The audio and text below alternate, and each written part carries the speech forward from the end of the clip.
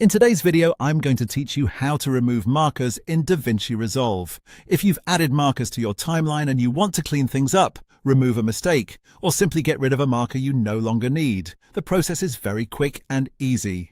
Markers are useful for organizing edits, leaving notes, or identifying important moments in your project, but once they've served their purpose, it's helpful to know how to remove them properly. To begin, go to your timeline in DaVinci Resolve. This is the area where your clips are arranged and where your markers will appear. Make sure you can clearly see the marker you want to delete. If needed, you can zoom in on the timeline a little so it's easier to select the correct one, especially if you have several markers placed close together. Once you've found the marker you want to remove, double-click directly on it.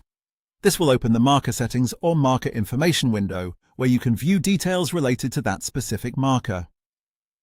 This step is important because it gives you access to the option you need in order to delete it. From there, look for the Remove Marker option. When you click that, the marker will be deleted from your timeline. That's all there is to it. If the marker doesn't seem to disappear right away, just take a quick look to make sure you selected the correct marker before removing it.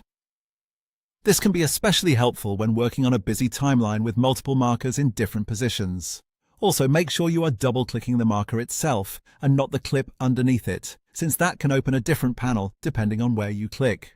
Removing markers is a simple part of keeping your edit organized and easy to manage. As your project grows, clearing out old or unnecessary markers can make your timeline feel less cluttered and help you stay focused on the edits that matter. So again, all you need to do is go to your timeline, double-click the marker, and choose Remove Marker. Quick, simple, and done. Thanks for watching, and I'll see you in the next video.